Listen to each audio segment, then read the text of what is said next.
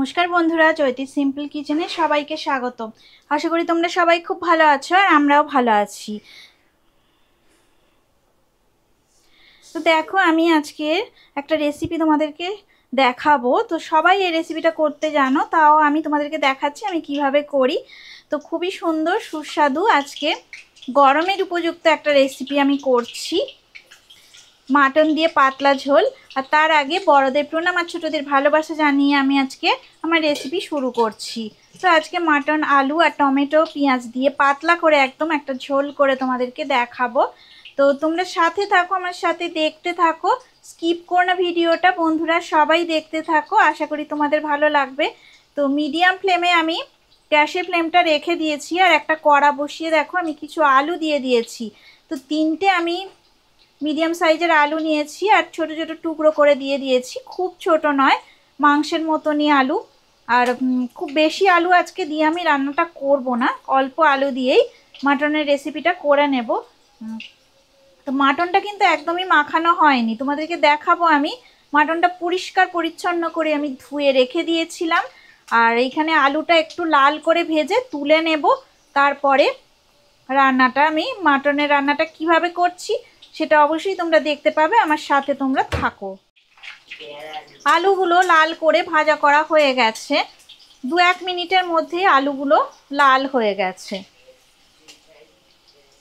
তো কষা কষা মাটন গরমের দিনে খেতে একদমই ভালো লাগে না।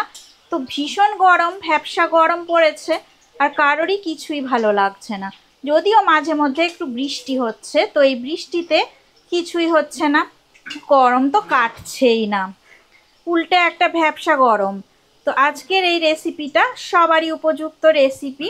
একদম পাতলা করে কিভাবে রান্না করি মাটন সেটা তোমাদের সাথে অবশ্যই শেয়ার করব। তো আলু ভাজা হয়ে গেছে, আলুগুলোকে আমি একটা পাত্রে তুলে নিচ্ছি। মিডিয়াম ফ্লেমে আমি রেখে দিয়েছি গ্যাসের ফ্লেমটা। এবার দেখো আমি স্লাইস করে পেঁয়াজ কেটে নিয়েছি। তো এই পেঁয়াজ আমি 3টে বড় বড় সাইজের পেঁয়াজ নিয়েছি। তো সব পেঁয়াজগুলো আমি দিয়ে দিলাম। যেহেতু সাদা সাদা পেঁয়াজ, পেঁয়াজি কালারের পেঁয়াজ হলে 2টো বড় বড় নিলে হয়ে যায়, যেহেতু সাদা পেঁয়াজ একটু পরিমাণে বেশি নিতে হয়েছে। তো মিডিয়াম ফ্লেমে রেখে রান্নাটা আমি করে নিচ্ছি।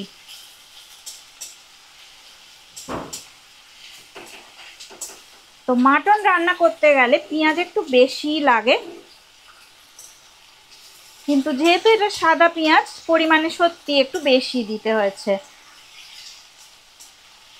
তো পেঁয়াজটা ভালো করে লাল করে আমি ভাজা করে নেব। লাল লাল করে ভাজা করা হয়ে গেছে। এবার পরিমাণ মতো নুন দিয়ে দিচ্ছি আমি, দেখো 2 চামচ, আর আরেকটু সামান্য নুন দিয়ে দিলাম। যেহেতু মাটনটা একদমই ম্যারিনেট করা নেই, শুধু পরিষ্কার করে ধোয়া আছে, তো একটু বেশি করেই লবণ দিতে হলো। আর এই দেখো আমি হলুদ গুঁড়ো 1 চামচ হলুদ গুঁড়ো দিয়ে দিলাম। আর এদিকে দেখো আমি একটু সামান্য গরম মশলা এখন দিয়ে দেব, 1/2 চামচের মতো গরম মশলা দিলাম, পরে আবার আমি দেব গরম মশলা। 1 চামচ কাশ্মীরি রেড চিলি পাউডার দিলাম। তো সমস্ত মশলা ভালো করে আমি নাড়াচাড়া করে মিশিয়ে নেব। মিডিয়াম ফ্লেমে রেখেই রান্নাটা করছি। দেখো এবারে আমি বাটা মশলাগুলো দিয়ে দেব। আমি দেখো 2 চামচ জিরে ধনে বাটা দিয়ে দিলাম, কাঁচা লঙ্কা দিয়ে দিচ্ছি, একটু ফাটিয়ে ফাটিয়ে লঙ্কাগুলো দিয়ে দিচ্ছি।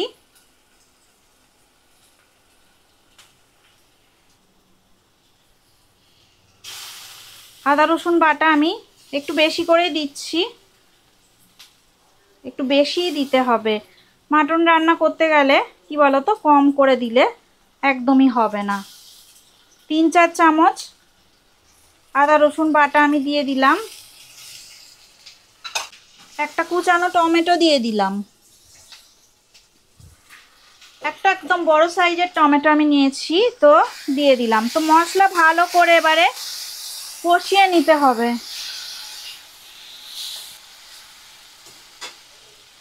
দেব একটু সামান্য টক দই।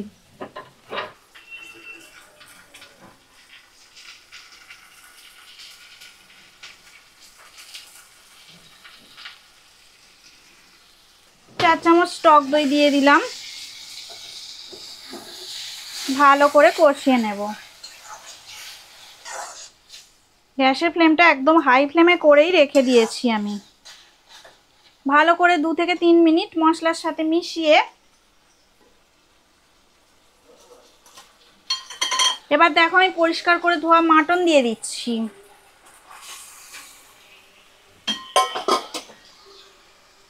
খুব সুন্দর করে ধোয়া মাটন দিয়ে দিলাম, কিন্তু দেখো কোনো রকম ম্যারিনেশন করা ছিল না। এবার মশলার সাথে ভালো করে আমি মিশিয়ে নেব। 3-4 মিনিট ধরে এইভাবে হাই ফ্লেমে ভালো করে মশলার সাথে মিশিয়ে নেব আমি। সমস্ত কিছু মশলার সাথে ভালো করে মিশে গেলে এবার আমি ঢাকা দিয়ে রান্নাটা হতে দেব। একদম লো ফ্লেমে রেখে দেব, ঢাকা দিয়ে 10 মিনিট রান্না হবে।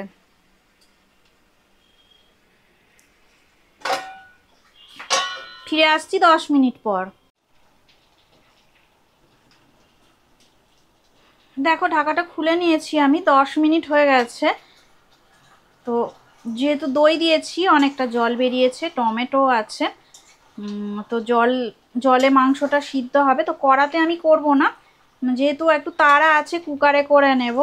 তো কুকারে করলে সমস্ত কিছু মানে জল যতটা দেব ততটাই থাকবে, আর ঝোল ঝোলও হবে। আর এখানে করলে টাইমটাও অনেক বেশি লাগবে, গ্যাস খরচাটা অনেক বেশি হবে। ওই জন্য এখানে আমি দেখো করব না, আমি একটু পরেই ভালো করে দেখো কষিয়ে নিই। আগে তেলটা ছেড়ে যাক, একদম তেল ছেড়ে যাবে তখন আমি কুকারে দিয়ে দেব, আর একটু সামান্য গরম জল দিয়ে রান্নাটা হতে দেব।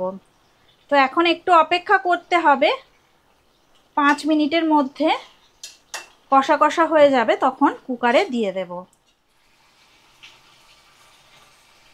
তো দেখো 7-8 মিনিটের মধ্যে তেলটা কেমন ছেড়ে এসেছে।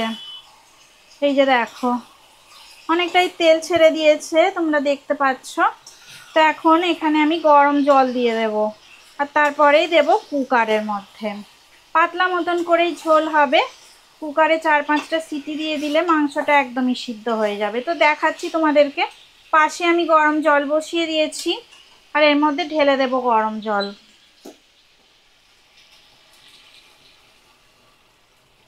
তো দেখো মাংসটা যেহেতু আমি বলেছি একদম পাতলা করে রান্না করব, তো অনেকটাই গরম জল ঢেলে দিলাম।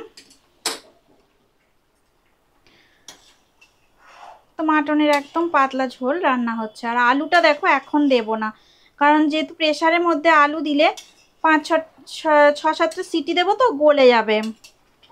তো গলে গেলে তখন মুশকিল হয়ে যাবে, একদমই নরম হয়ে যাবে, তখন মিশে যাবে মাংসের সাথে। ও আমার ছেলে আবার আলু খেতে একটু ভালোবাসে, তো ওই জন্য এখন মাংসের মধ্যে আলু দেব না। তো মাংসের ঝোলটা যেহেতু গরম জল, সেহেতু ফুটতে থাকছে দেখো। তো ঢাকা দিয়ে রান্না করব না, এবারে দেব কুকারের মধ্যে। দেখাচ্ছি তোমাদেরকে, কুকারে দিয়ে তারপরে ফেরত আসছি, দেখাচ্ছি কিভাবে দিলাম আর কটা সিটি দেব। তো এই যে দেখো কুকারের মধ্যে ঢেলে নিয়েছি মাংসের তরকারিটা, দেখতে পাচ্ছ এই যে ঢালা হয়ে গেছে। তো এবারে কুকারটা আমি টাইট করে বন্ধ করে দেব। 4-5টা সিটি দেওয়ার পরে তারপরে আলু দিয়ে আবার একটা সিটি দিয়ে দেবো। তো বন্ধ করে দিই, দাঁড়াও। 5টা সিটি দিলে তারপর ফিরে আসছি।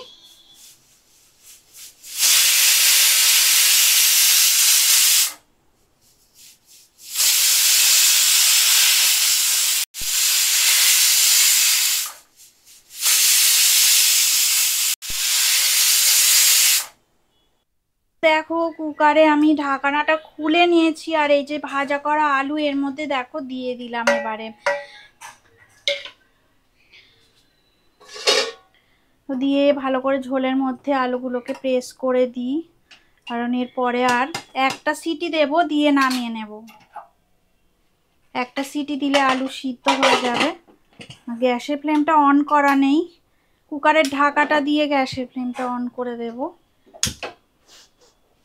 আর একটা সিটি দিলেই হয়ে যাবে।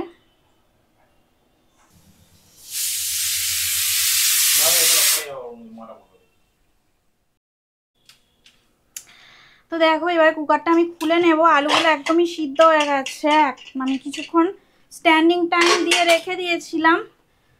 তো এই দেখো কত সুন্দর, দেখো মাটন একদম সুন্দর রেসিপি রেডি হয়ে গেছে। আর এই দেখো একদম পাতলা করে ওই ঝোলই বানিয়েছি। বলছিলাম তো ঝোল বানাবো, তো কড়ার মধ্যে না এটা ঢেলে নিতে হবে, এইভাবে রাখা যাবে না, কড়ার মধ্যে ঢেলে তারপরে তোমাদেরকে দেখাচ্ছি।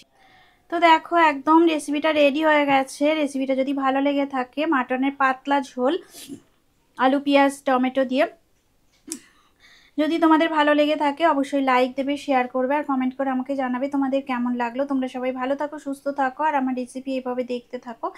এতক্ষণ ধরে রেসিপিটা দেখার জন্য তোমাদেরকে অনেক অনেক ধন্যবাদ। আজকের মতো টাটা, পরে আবার নতুন রেসিপি নিয়ে তোমাদের সামনে আমি আবার চলে আসবো।